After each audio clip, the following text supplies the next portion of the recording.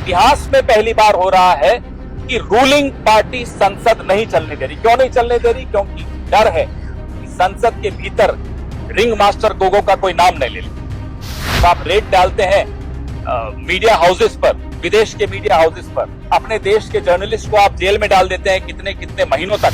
अब gas cylinder का दाम बढ़ जाता है तब नहीं बोलती, तब वो सिली सिली बातें करती रहती। गौतम अडानी पर जो बात आई, उन्होंने भी कल प्रेस वार्ता की। इलेक्शन कमिश्नर को आपने कैसे नियुक्त किया, उस पर सुप्रीम कोर्ट ने सरकार को अच्छी तरह से जली कटी सुनाई। वो टिप्पणी उन्होंने अपने लिए नहीं की थी, रिंग मास्टर गोगो के लिए की। कौन है ये ringmaster Gogo? Mic off कर दिए जाते हैं। किसान कानून कैसे पास किए थे राज्यसभा में, कैमरे तक ऑफ हो गए थे। हम नहीं भटकने वाले। अडानी जी पर, हिंडनबर्ग रिपोर्ट पर जेपीसी का गठन होना चाहिए, यह आवश्यक है।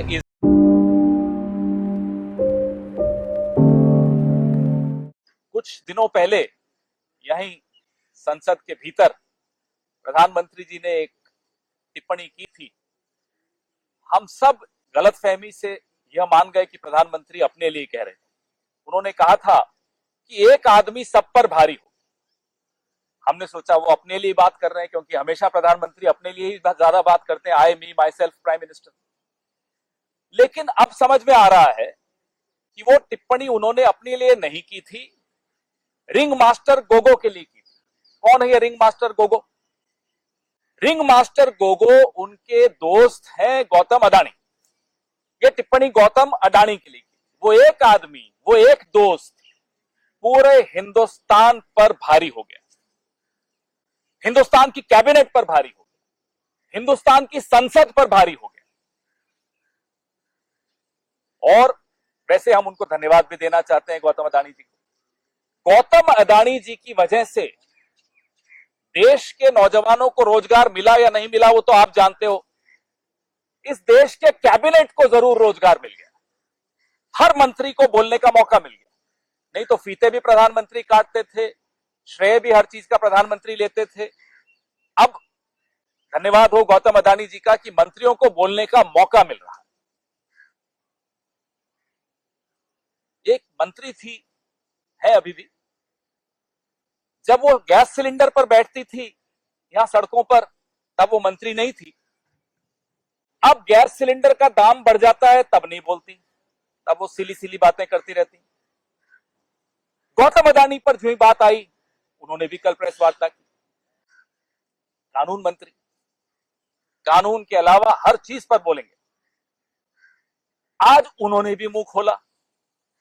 तब नहीं मुंह खोला था जब उनके अपने राज्य में चीन घुसता चला आ रहा था। एक गांव बसा दिया चीन ने उनके राज्य में, तब नहीं बोले थे। आज वो भी बोले।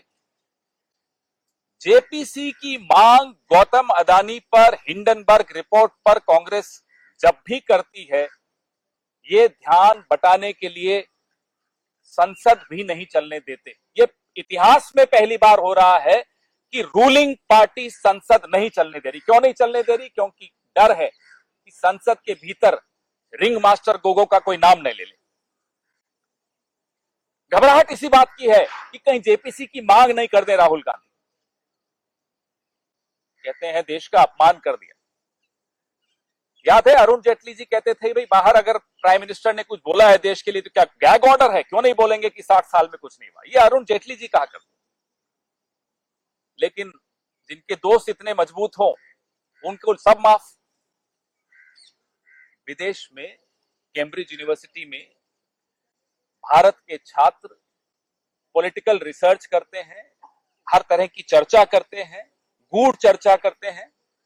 जो हमारी ये एक हफ्ते में जो डिग्री ले आती है ना मंत्री, इन लोगों को नहीं समझ में आएगा। वहां अगर लोकतंत्र के सामने जो चुनौतियां आई हैं उस पर कोई चर्चा हो रही है तो लोकतंत्र को मजबूत करने की कवायद है। देश का अपमान तो तब होता है जब आप चीन को क्लीन चिट दे देते हैं। देश का अपमान तब होता है जब देश के विदेश मंत्री कहते हैं कि चीन तो हमसे बड़ा है, वो तो बड़ी इकोनॉमी है, बड़ी अर्थव्यवस्था है, हम उनसे कैसे लड़ सकते हैं। तब होता है देश का अपमान। देश का अपमान तब होता है जब देश की जुडिशरी को आप मजबूर करते हैं कि वो प्रेस के सामने आकर अपना रोना रोए। देश का अपमान तब होता है जब सुप्रीम कोर्ट इलेक्शन कमीशन कैसे बनाया आपने उस पर इतनी गहरी, इतनी कड़वी टिप्पणी करती है। तब आपको देश का अपमान नहीं लगा कि आपकी जो करतूतें हैं उससे कैसे अपमानित हो रहा है देश।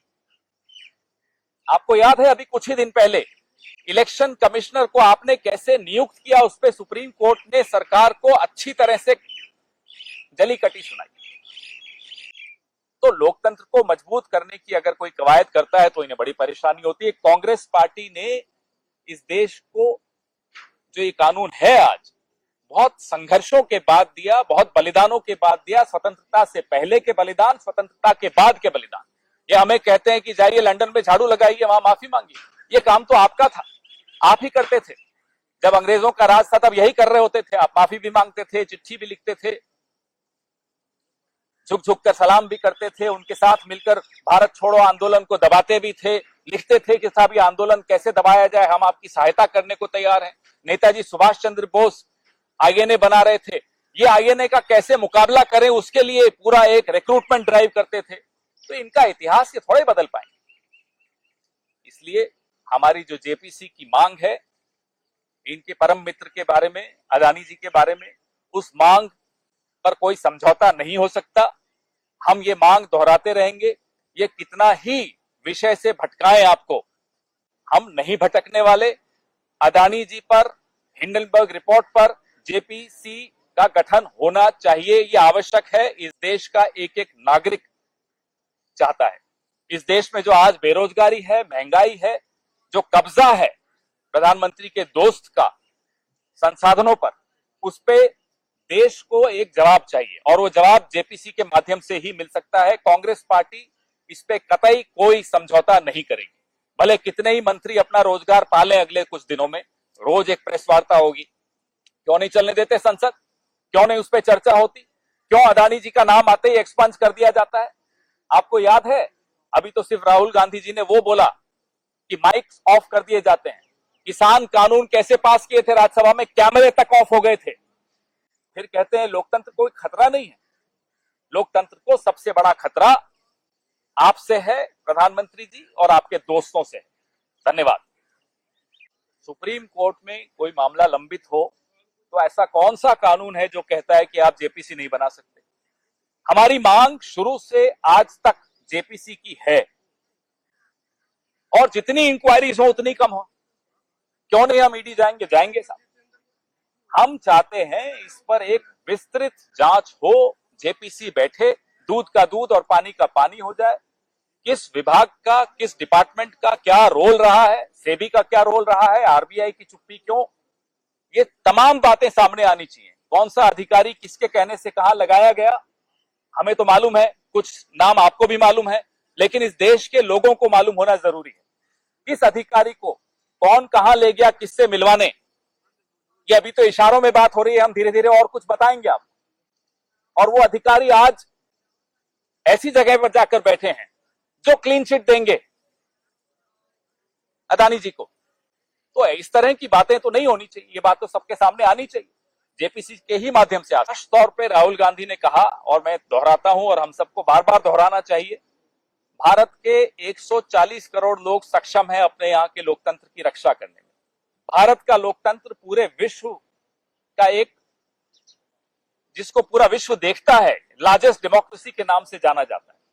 हमारा लोकतंत्र पूरे विश्व के लिए गहना है, तो उसके बारे में चर्चा पूरा विश्व कर रहा है, करता रहेगा। जब आप रेड डालते हैं मीडिया हाउसेस पर, विदेश के मीडिया हाउसेस पर, अपने देश के जर्नलिस्ट को आप जेल में डाल देते हैं कितने कितने महीनों तक, तब आपको क्या लगता है विश्व देख नहीं रहा? आपको बिल्कुल देख रहा होता है।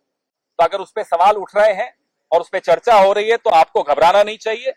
चर्चा से लोकतंत्र मजबूत होता है, वो संसद के भीतर चर्चा हो, संसद के बाहर चर्चा हो। चर्चा से लोकतंत्र कभी कमजोर नहीं होता, चर्चा को दबाने से लोकतंत्र कमजोर होता है। अब ये सवाल ऐसी पार्टी के प्रवक्ता से पूछ रहे हैं जो इस पूरे लिकर स्कैम में शिकायत करता है। दिल्ली प्रदेश कांग्रेस कमेटी के अध्यक्ष गए थे लिकर स्कैम की शिकायत करने उपराज्यपाल के पास, उसके बाद इंक्वायरी हुई है। आप क्या चाहते हैं कि हम पहले शिकायत करें और जब कार्रवाई हो तो हम कहें कि साहब गलत हो रही है कार्रवाई।